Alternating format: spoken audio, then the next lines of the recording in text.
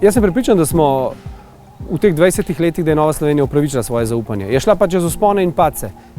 Je imela uspehe in je imela neuspehe. Je imela dober rezultat in je izpadla z parlamenta. Pa gledano nazaj danes, je bila ta pot potrebna in je ta stranka edinstvena potem tudi zaradi vsega tega, kar je doživela. Tudi izpad z parlamenta. Vsake zgodbe smo se nekaj naučili, vstali in šli naprej. Smer je ta prava. Vprašanje je zdaj samo meja, če bojo znali določiti do kje. Treba je pri ljudeh ustvariti zaupanje in tukaj vidim jaz Novo Slovenijo, da bo počasi z majhnimi koraki dobivala na verodostojnosti, da bodo ljudje zaupali, da bodo videli, da je to tista politika, ki lahko potegne. Želim, da bi stranka po eni strani ostala zvesta svojim vrednotam programskim, da bi jih tudi seveda v skladu s časovnimi spremembami obnavljala, prenavljala. Predvsem pa, da bi se ji posrečilo s tem programom, s tem vrednotami prodreti v širšo javnost.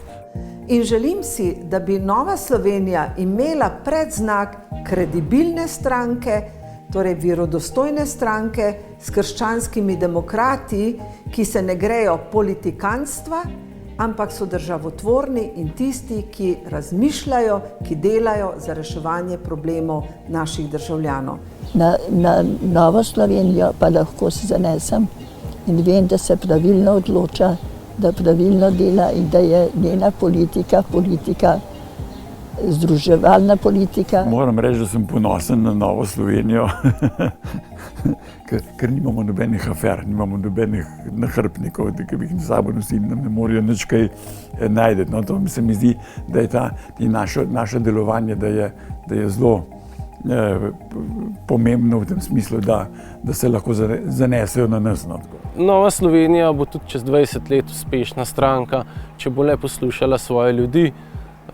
Sam sem v politiki zaradi ljudi okoli sebe, zelo rad se pogovarjam z ljudmi in jaz ne vidim nikakršne bojazni, da Nova Slovenija ne bi uspela. Jaz sem ponosen na to, da smo ohranili bistvene elemente slovenstva, slovenske kulture, slovenske umike. To je razveseljivo, ker mi smo tisti in to mi imamo in držimo in skušamo dati naprej našim potomcem. Se pravi, smo nek steber dialoga, nek steber stabilnosti in to se mi zdi, da je neka vloga, ki jo morda Slovenci še čist nam ne priznavajo, ampak vsak dan bolj pa zagotovo.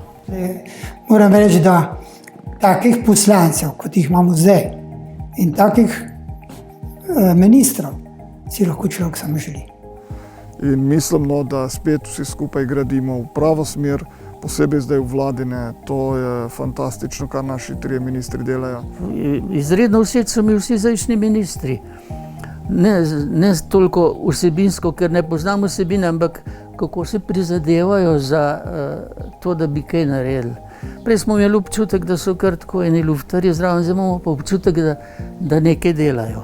Sem zelo zadovoljen zdaj, ko so mladi ministri naši pač te položaje zasedli in jih zelo resno vzeli in na tem delajo. Nisem ponosna, da sem članica te stranke. Upam, da bo Nova Slovenija tudi v prihodnosti stranka, na katero bom ponosna in bom z veseljem še naprej članica in tudi na Evropskem parlamentu zastopala naše barve. In če kaj Slovenija potrebuje, potem potrebuje močno demokratsko stranko. In če imamo tako stranko, potem imamo tudi sredine. Brez krščanske demokracije ne bo v Sloveniji veliko sredine. Nova Slovenija gre v pravo smer, se pravi skrb za mlade, za starejše in predvsem za družine. To je osnova tudi za naprej, da bomo obdržali Slovenijo v cvetu. Za prihodnje moji stranki želim, da bo rasla naprej zanesljivo in z trdnimi koraki, ampak vedno samo navzgor.